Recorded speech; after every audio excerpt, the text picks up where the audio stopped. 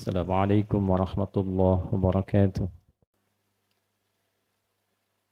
الحمد لله الذي جعلنا مسلمين المؤمنين فنادانا لأداء صلاة الجمعة لنكون من الذاكرين. نصلي ونسلم على الحبيب الكريم نبينا وسيدنا محمد الأمين وعلى آله وصحبه وذرياته وأمته إلى يوم الدين. أما بعد، فيا عباد الله، أوصي نفسي وإياكم بتقوى الله فقد فاز المتقون، فلا تموتن إلا وأنتم مسلمون. فقال تعالى: يا أيها الذين آمنوا اتقوا الله حق تقاته ولا تموتن إلا وأنتم مسلمون. Hadirin jemaah Jumat rahimani wa rahimakumullah. Kita bersyukur pada Allah Subhanahu wa taala mengawali khutbah Jumat ini, bersyukur atas segala nikmat kehidupan yang telah Allah anugerahkan kepada kita sampai dengan hari Jumat di tanggal 20 Sya'ban tahun 1445 Hijrah saat ini. Semoga seluruh nikmat yang Allah anugerahkan kepada kita hingga kita mampu menunaikan ibadah Jumat ini mampu menjadikan kita hamba terbaik sebelum kita kembali kepada Allah Subhanahu wa taala, dan semoga kembali kita diberikan peluang dengan jalan yang baik sehingga disebut dengan husnul khatimah. Hadirin, untuk melahirkan kehidupan dunia yang baik, yang dalam bahasa Quran disebut dengan hayatan thayyibah dan ditutup dengan akhir yang baik yang dinamakan dengan husnul khatimah, maka penting bagi setiap insan beriman untuk memahami hakikat kehidupan. Dan itulah yang ditampilkan oleh Al-Quran, bahkan sejak Allah Subhanahu wa ta'ala mengawali detil firman-Nya dalam Al-Quran yang membuka cerita perjalanan hidup awal manusia saat mulai dipilih menjadi pemakmur bumi hingga diturunkan berketurunan dan tibalah kita menjalani kehidupan sampai dunia ini berakhir. Kita akan coba persingkat tentang hakikat kehidupan dunia ini sehingga Jumat kali ini mampu menyadarkan kita tentang esensi kehidupan agar kita mampu bersungguh-sungguh mempersiapkan diri untuk memasuki kehidupan yang sesungguhnya. Al-Imam Al-Ghazali memberikan satu ilustrasi dalam kitab beliau yang fenomenal, Ihya Ulumuddin, tentang aktivitas manusia di bumi yang diilustrasikan seperti seseorang yang sedang menyelam di kedalaman laut. Ia diberikan tabung oksigen dengan batas tertentu dan diberikan tugas dalam menyelam itu untuk mengumpulkan beberapa benda-benda tertentu. Taruhlah kita sebut misalnya beberapa mutiara. Diberi tugas dengan durasi tertentu. Kalau kita ingin padatkan, misal diberi tugas 24 jam, mesti menyelam, menemukan 5 mutiara dan 6 permata, serta 1 batu tanda khusus. Kalau kita khususkan ada 1, ada 5, dan 6. Diberikan durasi 24 jam untuk membawa itu dan kembali ke permukaan. Namun ternyata ketika menyelam itu ke dasar lautan ditemukan berbagai hal yang sangat indah. Ikan berwarna-warni, terumbu karang yang belum pernah nampak sebelumnya, pemandangan yang begitu indah. Walaupun saat yang bersamaan juga untuk mendapatkan benda-benda tadi, terkadang mendapati gelombang ombak yang tidak mudah. Semakin menyelam ke dalam, semakin deras arusnya. Namun cukup adil waktu yang diberikan, misinya juga sesuai dengan kemampuan untuk naik ke permukaan. Ternyata dari sekian banyak yang menyelam, yang gagal itu bukan karena kurang oksigennya. Yang gagal itu bukan karena arusnya. Yang gagal itu ia lupa dengan misinya. Sehingga terpana oleh penampilan-penampilan dan juga pandangan-pandangan yang tampak dalam kemegahan samudra itu. Sehingga lupa dengan misi asalnya untuk mengumpulkan benda-benda yang dikhususkan dan berwujud hal yang membawa ia mendapatkan kemaslahatan saat kembali ke permukaan. Itulah kurang lebih ilustrasi dan penjelasan singkat terkait apa yang digambarkan oleh Al-Imam Al-Ghazali dalam kitabnya Ihya Ulumuddin yang menggambarkan tentang misi dan fenomena kehidupan manusia saat menjalani tugasnya di dunia. Quran surah ke-57 Al-Hadid di ayat ke-20. Ini akan menjadi satu sandaran, satu bahasan pokok Jumat kita yang walaupun singkat untuk dipaparkan, tapi boleh jadi ini akan memberikan satu pandangan dengan esensi kehidupan yang sekarang banyak kita saksikan. A'udzubillahi minasyaitonirrajim. Bismillahirrahmanirrahim. I'lamu annamal hayatud dunya la'ibun wa lahwun wa zinatun wa tathakhurun bainakum wa takathurun fil amwali wal aulad. Saya berhenti sampai di kalimat ini dulu. I'lamu, ketahuilah oleh kalian. Jadi yang pertama, Allah memberikan pengumuman, informasi terbuka kepada seluruh hambanya. Kalau kita dengar pengumuman, di bandara ada pengumuman, di sekolah ada pengumuman, di kehidupan berbangsa, bernegara ada pengumuman. Semakin penting yang mengumumkan, semakin istimewa pengumuman itu. Kalau pengumuman disampaikan oleh kepala sekolah, artinya sifatnya penting. Pengumuman disampaikan oleh presiden, bukan menterinya, artinya sifatnya penting. Pengumuman ini langsung disampaikan oleh Allah, bukan melalui makhluk. Allah yang sampaikan secara langsung, kemudian tiba kepada kita melalui Rasul yang teristimewa. Bukan Rasul biasa, bukan malaikat biasa, yang menyampaikannya kepada Nabi Muhammad SAW, Ruhul Amin, Sayyidul Malaikah, pemimpin para malaikat, dan yang menyampaikan kepada kita Sayyidul Anbiya'i wal Mursalin, pemimpin para nabi dan para rasul. Artinya informasi ini melebihi batas penting biasa. Ya, sangat-sangat penting. Apa yang penting itu? Perhatikan cara menerjemahkannya. I'lamu, ketahuilah oleh kalian informasi yang sangat penting ini. Annamal hayatud dunya, inti kehidupan dunia yang kita saksikan dan kita hadir di dalamnya, intinya itu sebagai berikut. 1. La'ib. Kebanyakan nampak seperti permainan. Permainan itu ikut rame kemudian selesai pulang. Kemarin adik-adik bermain futsal, permainan, rame kemarin. Rebutan bola, rebutan piala, setelah itu pulang. Hilang, selesai. Yang Allah ingin sampaikan, kehidupan dunia itu ibaratnya satu seperti permainan. Kerjakan, selesai. Apapun itu. Anda yang mengajar, disiapkan pengajarannya, bahannya, datang ke sekolah, setelah itu mengajar, pulang. Nanti disiapkan besok lagi, begitu lagi.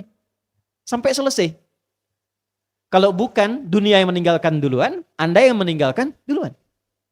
Anak-anak sekarang mau ujian, disiapkan. Belajar, disiapkan. Nanti selesai, ya selesai. Begitu saja, ikut, selesai lagi. Ikut, selesai lagi. Seperti permainan. Ikut permainan tertentu, sepak bola, ikut voli, ikut basket. Begitu selesai permainan, selesai. Maksudnya apa? Maksudnya tidak abadi. Dunia itu sebagus-bagusnya tidak abadi. Jadi yang sekarang dapat jabatan tidak akan ada abadi hukum dunia. Sekarang tinggi, besok selesai. Sekarang presiden, besok selesai. Sekarang panglima, besok selesai. Sekarang hebat, besok tuntas. Sekarang muda, besok tua. Jadi dunia itu tidak ada yang abadi. Itulah sebabnya disebut dengan fana. Nah, memperebutkan sesuatu yang sementara, itu artinya tidak cerdas. Jadi orang cerdas itu, dia akan memperebutkan sesuatu yang abadi, sesuatu yang nampak lebih istimewa dibandingkan dengan sesuatu yang akan hilang dan hancur. Jadi kalau digambarkan begini, ada dua benda. Yang satu bendanya sifatnya abadi. Abadi itu maksudnya terus, tidak hancur. Yang satu lagi hancur. Kalau tidak sekarang, besok.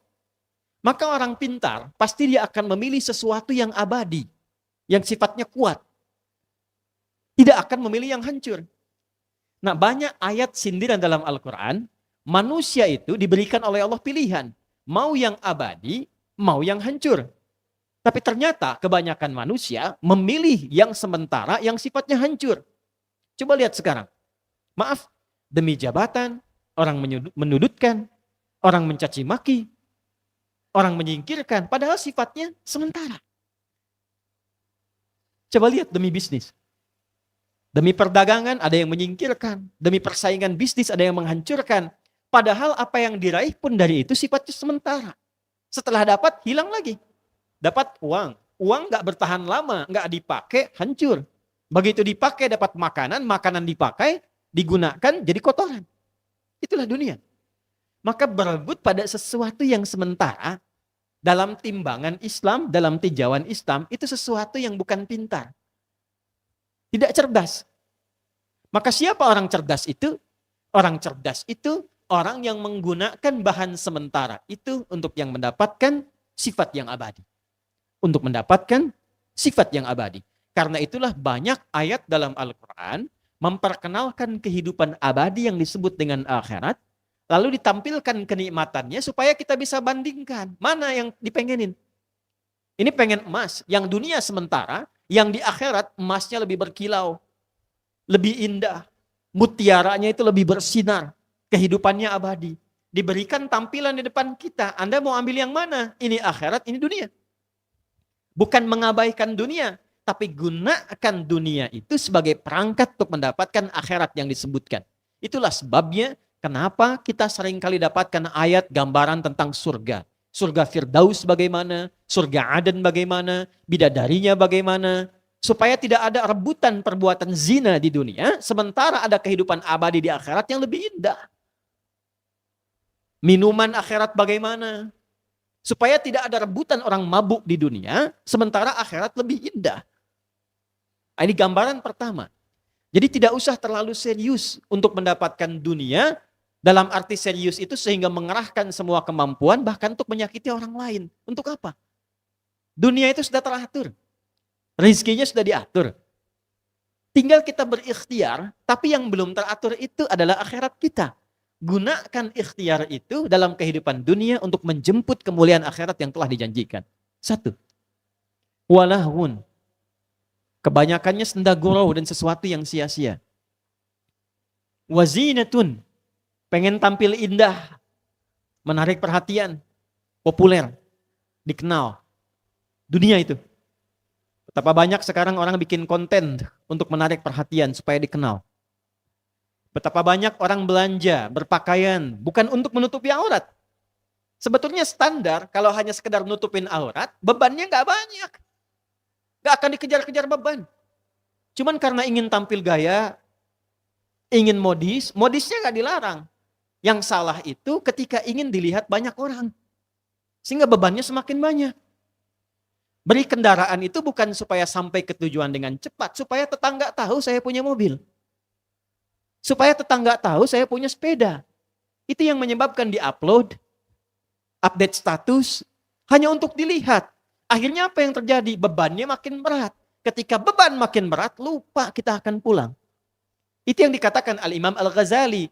Harusnya mencari satu benda, harusnya mencari 5 mutiara, harusnya mencari 6 permata, akidah itu 1, 5 rukun Islam, 6 rukun iman. Itu yang kita pertahankan untuk pulang. Cuman lupa. Nah, itulah dunia. Jadi kalau kita mengerti tentang esensi kehidupan dunia, kita tahu mana yang dibutuhkan, mana yang diinginkan. Butuh itu pasti berlawanan dengan ingin. Tidak semua yang diinginkan itu jadi kebutuhan. Apa kebutuhan kita menggunakan pakaian? Menutup aurat. Apa kebutuhan kita makan? Menghilangkan lapar. Apa kebutuhan kita minum? Menghilangkan haus. Kalau sadar tentang kebutuhan, tidak banyak bebannya. Yang penting bisa minum, haus hilang. Tidak harus banyak selera. Ketika seleranya banyak, pengen dengan jus naga, naganya buah. Pengen dengan jus alpukat, pengen dengan es jeruk. Dipaksa-paksa sampai nangis, dikejar, cari sesuatu. Padahal intinya satu, cuman hausnya supaya hilang. Itu poin. Jadi gambaran dari Al-Quran ingin menggambarkan, Anda akan lihat dalam kehidupan dunia, banyak orang menuntut keinginannya dibandingkan memenuhi kebutuhannya. Selanjutnya, watatsakhurun bainakum, berbangga diri. Pamer. Berlomba hanya untuk menunjukkan siapa yang paling hebat. Di sekolah. Ya, persis kayak permainan kemarin kan? Ya. Adik-adik futsal. Pengen kerjasama mencetak gol atau ingin menunjukkan saya yang hebat skillnya. Pembimbing pelatih. Membimbing itu supaya timnya kompak atau supaya menunjukkan saya pelatih yang bisa mengantarkan timnya juara. Permainan. Ya. Sekarang Anda mengajar di sekolah. Tujuan mengajar itu tafakhur atau tafahum. Menjadikan anak-anak itu kenal Allah, ingat pengetahuan, atau ingin menunjukkan saya bisa ngajar. Saya ustadz yang hebat, ustadzah yang hebat. Wa tafakhurum bainakum. Para ustadz begitu, mengajar juga apakah ingin dengan pengajarannya supaya umat itu kenal Allah? Atau yang kedua, tafakhur, persaingan, siapa yang paling populer? Siapa yang metodenya paling mudah dipahami? Siapa yang paling dikenal masyarakat? Tafakhur. Tidak sedikit yang terjebak pada bagian yang keempat ini. Wa takatsurun fil amwal. Ini tingkatnya agak lebih tinggi. Berlomba memperbanyak harta. Dan sekarang kita lihat yang terjebak di dalamnya bukan hanya pebisnis. Maaf. Boleh jadi juga pengajar terjebak. Guru-guru yang mengajar ini memperbanyak ilmu dan pengalaman untuk mengajar atau orientasinya datang ke sekolah untuk mencari harta. Bisa dilihat. Kalau ikut urusan dunia, innamal hayatud dunya, atau yang tadi, i'lamu annamal hayatud dunya, ya, annamal hayatud dunya, inti dari dunia itu, kalau kita masuk ke dalamnya, kalau Anda ingin lihat orang yang terperangkap dunia, salah satunya takatsurun fil amwal. Dia terjebak untuk mengumpulkan harta benda dunia. Di sini gajinya besar nggak ya? Di sini pendapatannya besar nggak ya? Pengajar juga begitu. Amplopnya tebal nggak di sini? Jamaahnya banyak atau sedikit? Ya. Persis seperti orang berusaha berniaga. Apakah salah kalau ingin cari dunia? Tidak. Wa minan nasi may yaqulu rabbana atina fid dunya wa ma lahu fil akhirati min khalaq. Demikian di Al-Baqarah ayat 200. Ada sebagian orang yang memang orientasi hidupnya cari dunia. Tapi ingat, dibuka di awal sesuatu yang ditinggalkan. Makanya disebut dunia, rendah, kecil, hilang, habis. Dana yadnu dunuwan wa dunyaan. Jadi kalaupun Anda perbanyak, sampai ajal aja batasnya, ajal tiba, meninggal. Yang banyak itu nggak ada artinya. Pertanyaannya, apa yang akan kita jumpai setelah wafat pada alam yang baru, tempat yang baru, bekalnya sudah siap atau belum? Dan itulah yang abadi. Jadi kalau memperbanyak harta tadi untuk menopang akhiratnya, itu yang abadi, yang sejati. Ya. Memperbanyak mutiara yang dimintakan, itu yang abadi. Di atas wajib ada sunnah.